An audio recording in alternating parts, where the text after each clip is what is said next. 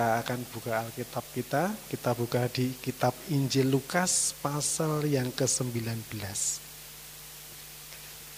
Injil Lukas pasal yang ke-19. Kita baca bergantian ya, ayat 11 sampai dengan ayat 27.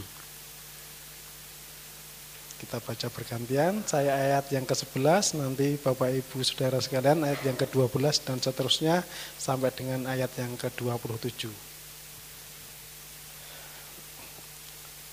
Untuk mereka yang mendengarkan dia di situ, Yesus melanjutkan perkataannya dengan suatu perumpamaan, sebab ia sudah dekat Yerusalem dan mereka menyangka bahwa kerajaan Allah akan segera kelihatan.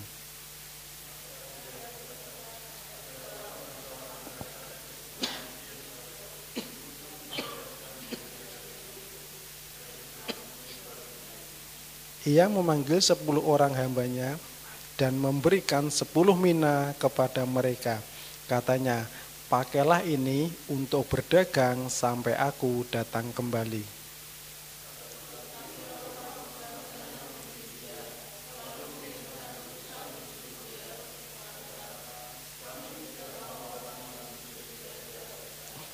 Dan terjadilah ketika ia kembali, setelah ia dinobatkan menjadi raja, ia menyuruh memanggil hamba-hambanya yang telah diberikan uang itu untuk mengetahui berapa hasil dagang mereka masing-masing.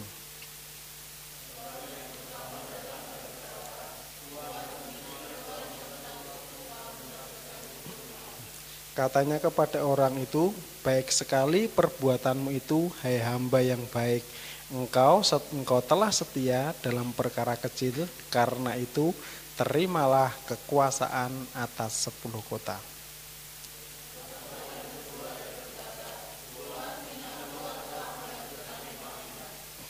Katanya kepada orang itu, dan engkau kuasailah 5 kota.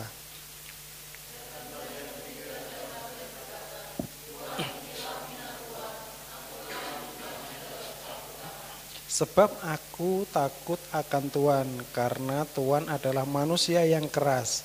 Tuhan mengambil apa yang tidak pernah Tuhan taruh, dan Tuhan menuai apa yang tidak Tuhan tabur.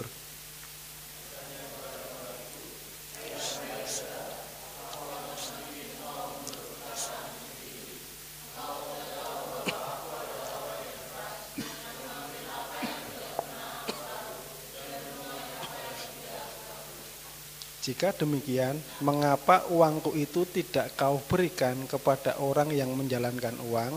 Maka sekembaliku aku akan mengambilnya serta dengan bunganya.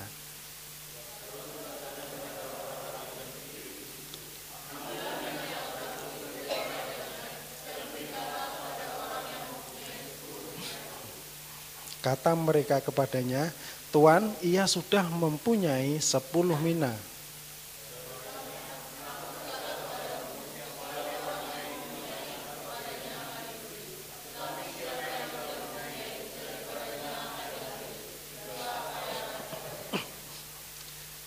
Akan tetapi semua seteruku ini yang tidak suka aku menjadi rajanya, bawalah mereka kemari dan bunuhlah mereka di depan mataku.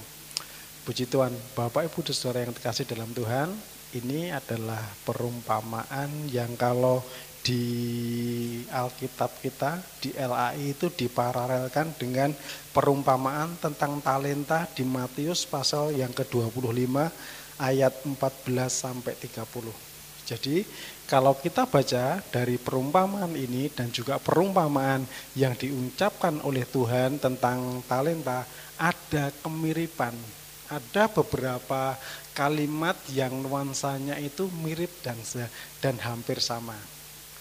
Tapi pada malam hari ini kita akan coba belajar dari bagian ini tentang perumpamaan tentang uang mina ini, dan ini saya akan menyampaikan sebuah reminder aja, yaitu sesuatu yang sudah kita tahu, sesuatu yang sudah kita pahami, dan sesuatu yang sudah biasa kita dengar. Tidak ada sesuatu yang baru nanti yang akan kita pelajari pada saat ini. Yang pertama, dari perumpamaan tentang mina ini, kita bisa melihat bahwa hanya ada beberapa pribadi yang terlibat. Yang pertama itu adalah seorang bangsawan yang akan dinobatkan menjadi raja, kemudian hamba-hambanya yang dia percaya dengan uang mina. Jadi kalau kita lihat dari perumpamaan ini, paling tidak kita bisa belajar yang pertama bahwa Tuhan ini memberikan kepada setiap hambanya sebuah kepercayaan yang nilainya sama. Jadi ketika beliau akan pergi dan dinobatkan menjadi raja, beliau memanggil 10 orang hambanya, kemudian dari 10 hamba ini beliau mempercayakan 10 mina.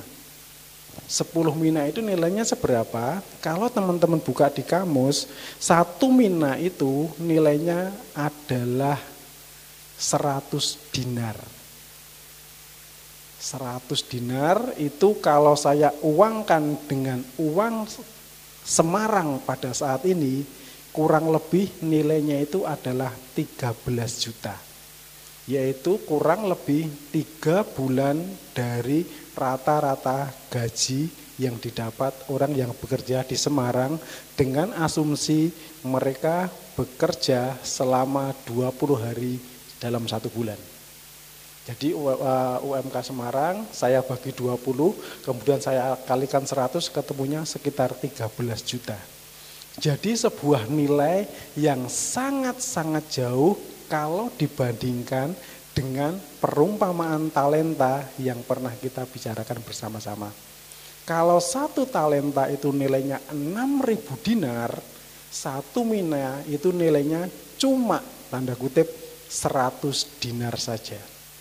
Jadi dari sini kita bisa juga melihat bahwa Tuhan ini dia memberikan kepercayaan itu secara adil. Secara adil dalam arti yang lebih bisa diterima semua orang. Semua orang biasanya mereka akan merasa adil jika saya menerima bagian yang sama dengan bagian yang diberikan kepada teman-teman saya yang lain. Walaupun kalau kita melihat di perumpamaan talenta, tuannya juga memberikan dengan adil. Adil dalam artian apa? Sesuai dengan kemampuannya.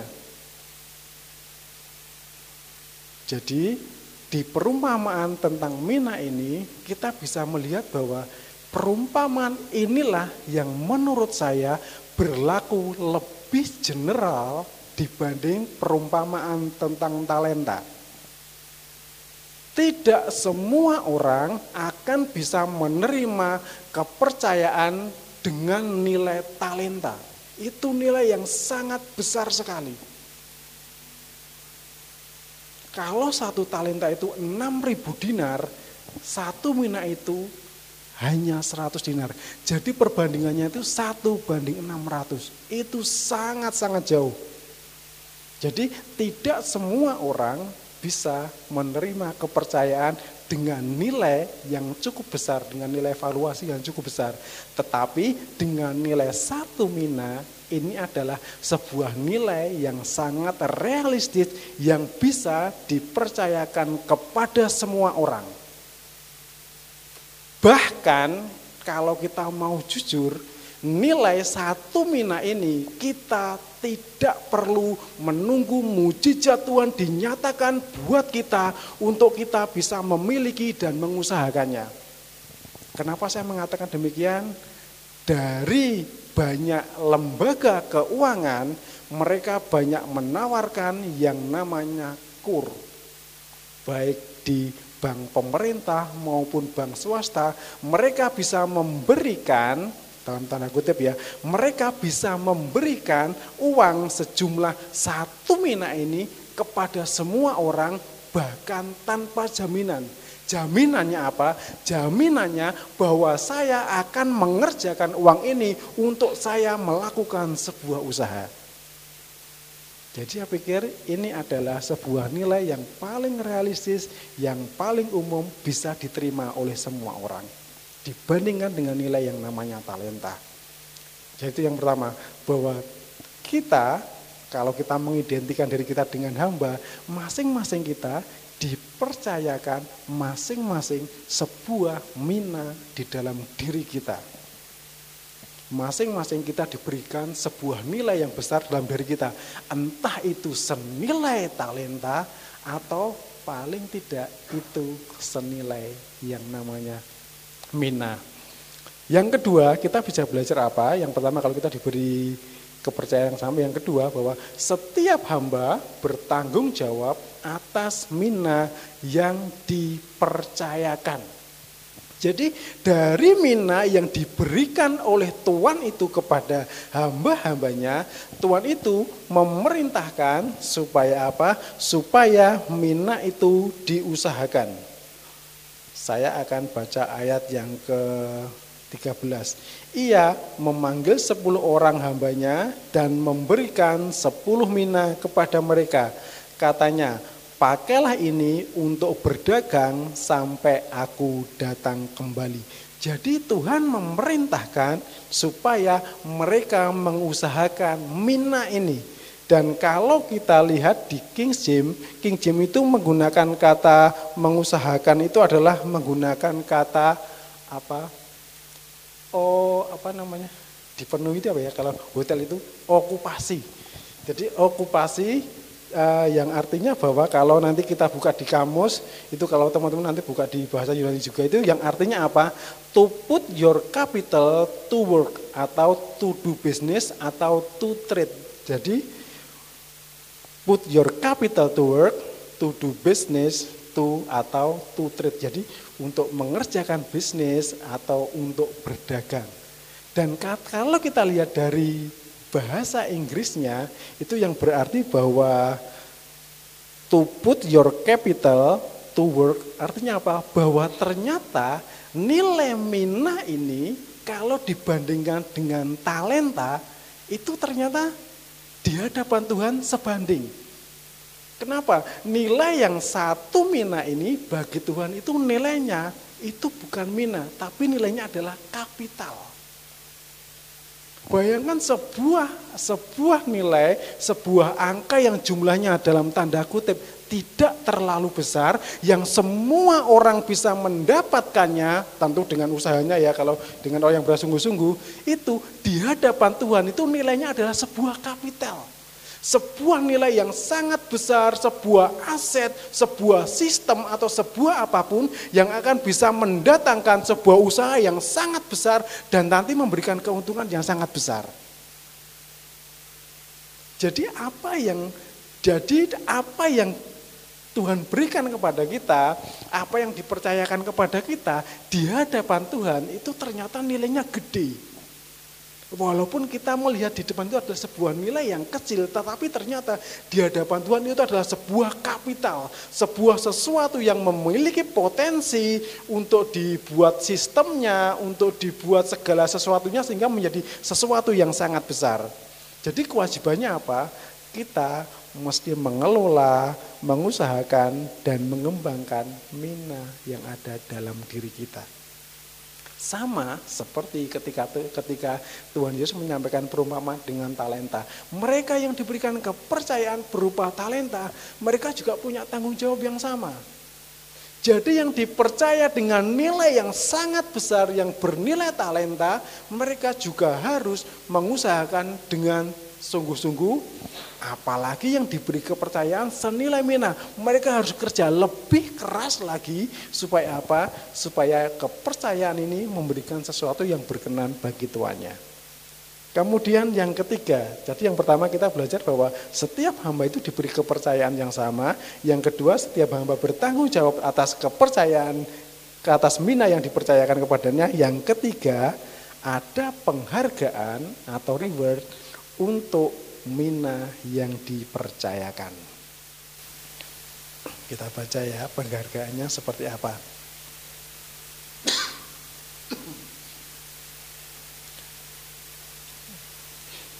Ayat yang ke-16. Orang yang pertama datang dan berkata, Tuan, mina Tuan yang satu itu telah menghasilkan 10 mina. Katanya kepada orang itu, baik sekali perbuatanmu, hai hamba yang baik, engkau telah setia dalam perkara kecil, karena itu terimalah kekuasaan atas 10 kota. Jadi di perumpamaan ini sang Tuhan memberikan reward yang sangat-sangat tidak terduga. Dari 1 mina yang dia terima, yang dia kelola, dia bisa memperoleh laba 10 mina, dan rewardnya apa?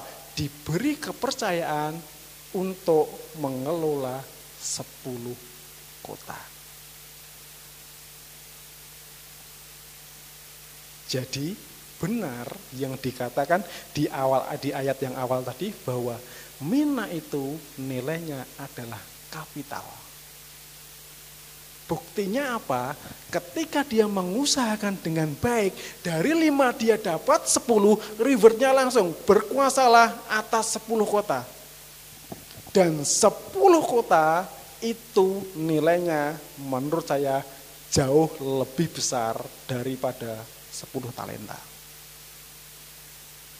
Jadi ini penghargaan yang sangat-sangat luar biasa. Bagaimana Tuhan ini memberikan penghargaan kepada hambanya ini. Kemudian hamba yang selanjutnya dikatakan, dan datanglah yang kedua dan berkata, Tuan, mina Tuan telah menghasilkan 5 mina. Katanya kepada orang, dan engkau kuasailah 5 kota. Yang menghasilkan 5 mina langsung diberi kepercayaan 5 kota. Jadi reward yang diberikan itu real, nyata. Beliau tidak mengatakan engkau akan kuberi kepercayaan atas 5 kota. Bukan akan, tapi terimalah, kuasailah 5 kota. Jadi ini hal yang luar biasa yang boleh Tuhan yang boleh Tuhan nyatakan kepada kita, bahwa dari apa yang kita terima, yang dipercayakan kepada kita, ketika kita mengelolanya itu ada reward yang Tuhan berikan. Terus bagaimana dengan hamba yang tidak menghasilkan? Kita baca ya. Dan hamba yang ketiga datang berkata, Tuan, inilah mina Tuan, aku telah menyimpannya dalam sapu tangan, sebab aku takut akan Tuan karena Tuan adalah manusia yang keras. Tuan mengambil apa yang tidak pernah Tuan taruh, dan Tuan menuai apa yang tidak Tuan tabur. Katanya kepada orang itu, hai hamba yang jahat, aku akan menghakimi engkau menurut perkataanmu sendiri. Engkau sudah tahu bahwa aku adalah orang yang keras, yang mengambil apa yang tidak pernah aku taruh dan menuai apa yang tidak aku tabur. Jika demikian, mengapa uangku itu tidak kau berikan kepada orang yang menjalankan uang? Maka sekembaliku aku dapat mengambilnya serta dengan bunganya. Lalu katanya kepada orang yang berdiri itu, ambillah mina yang satu itu daripadanya dan berikanlah kepada orang yang mempunyai 10 mina itu. Apa yang dilakukan? Minanya diambil, diberikan kepada yang punya 10. Kenapa minanya diambil? Hamba yang ketiga ini, menurut saya, dia gagal mengenali siapa tuannya. Dia berani mengatakan bahwa Tuhan adalah orang yang jahat, mengambil di mana Tuhan tidak menabur dan menuai di mana Tuhan tidak menanam. Apa yang dikatakan tuannya? Oke, aku akan menghakimi engkau sesuai dengan perkataanmu. Jadi hamba ini tidak mengenal tuannya. Apakah boleh kalau misalnya Tuan yang ada di sini mengambil sesuatu yang tidak pernah dia tanam, ataupun juga mengambil sesuatu yang tidak pernah dia taruh? Menurut saya boleh. Kenapa? Karena dia adalah seorang raja. Seorang raja, dia berhak atas apa yang ada di dalam kerajaannya, apapun itu. Bahkan raja ini dia dengan rendah hati mengatakan seperti ini, oke ya, kamu sudah salah menilai aku. Aku akan menghakimi engkau sesuai dengan apa penilaianmu terhadapku. Dan apa yang dilakukan? Yang dilakukan Tuhan ini hanya tanda kutip mengambil mina yang satu diberikan kepada yang punya 10. Menurut saya ini memberikan pelajaran kepada kita apa?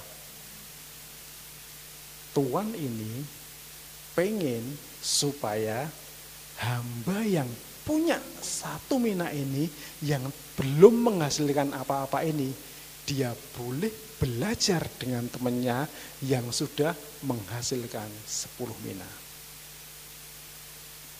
Kenapa saya katakan seperti itu?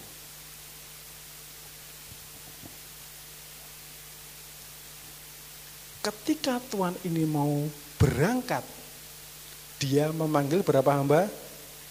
10 hamba. Ketika dia kembali, berapa hamba yang dipanggil? 3.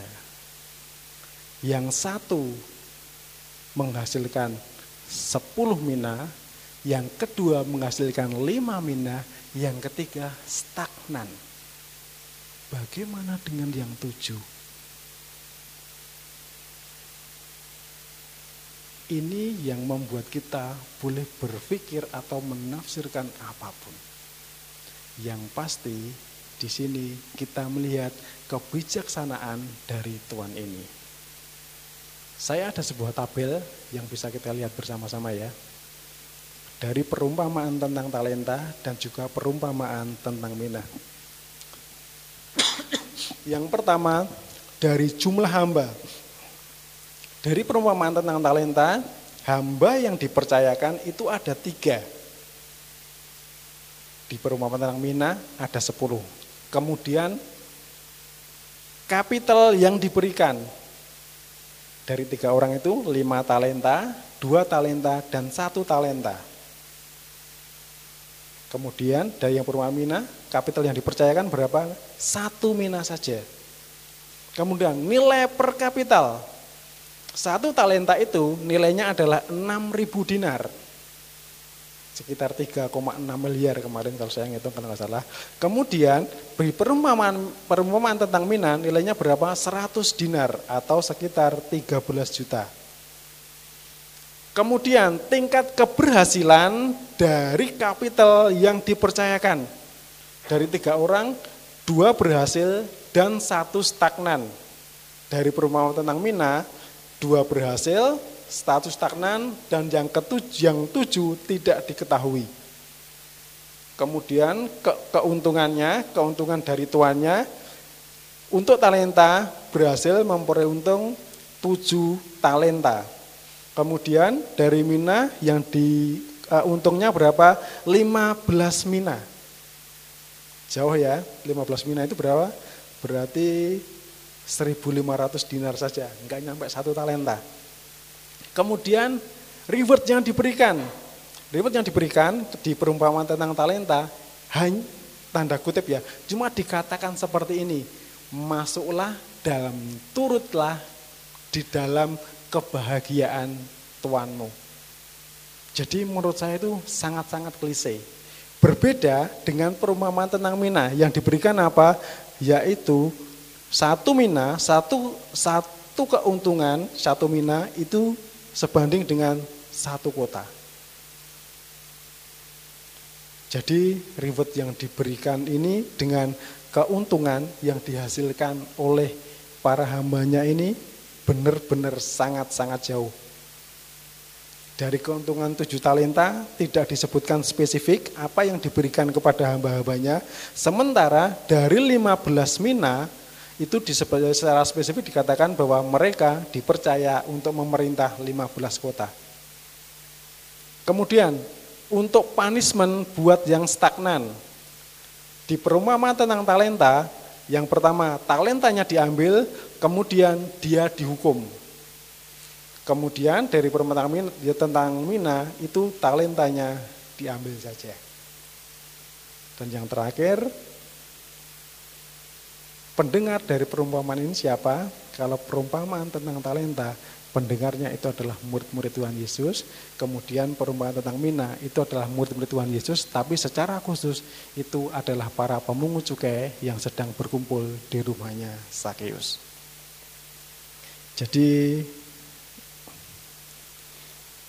maksud saya seperti ini teman-teman, bahwa Tuhan memberikan kepercayaan kepada kita itu nilainya berbeda-beda. Kadang Tuhan memberikan sebuah talenta yang besar kepada kita, tapi kadang-kadang yang dipercayakan kepada kita itu adalah mina untuk kita kelola.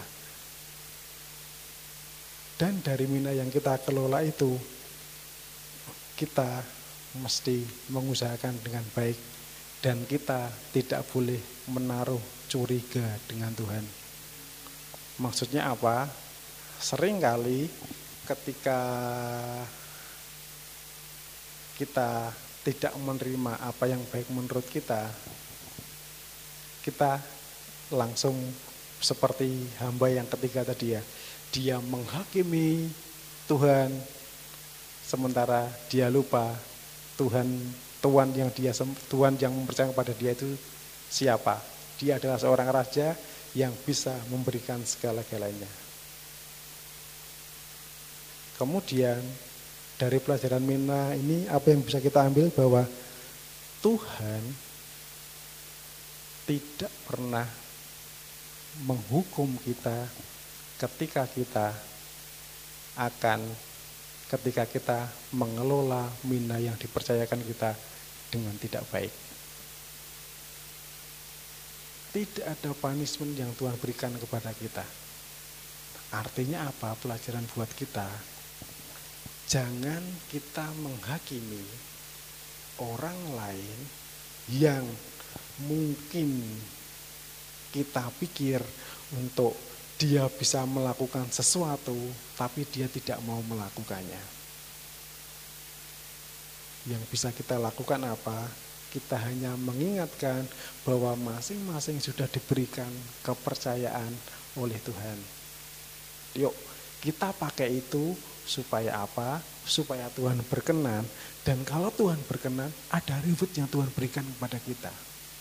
Tapi kita nggak boleh menghakimi bahwa kalau kamu punya sesuatu yang ada pada diri kamu dan kamu nggak kembangkan, Tuhan akan hukum kamu. Itu yang nggak boleh kita lakukan. Jadi dalam kita berinteraksi dengan orang lain, kita harus ingat ini ya, hal yang biasa kita dengar, bahwa kita dipercayakan sesuatu dalam diri kita. Mari kita kelola dengan baik, mari kita kembangkan supaya itu menyenangkan Tuhan, dan kita boleh menikmati apa yang menjadi karunia Tuhan. Amin.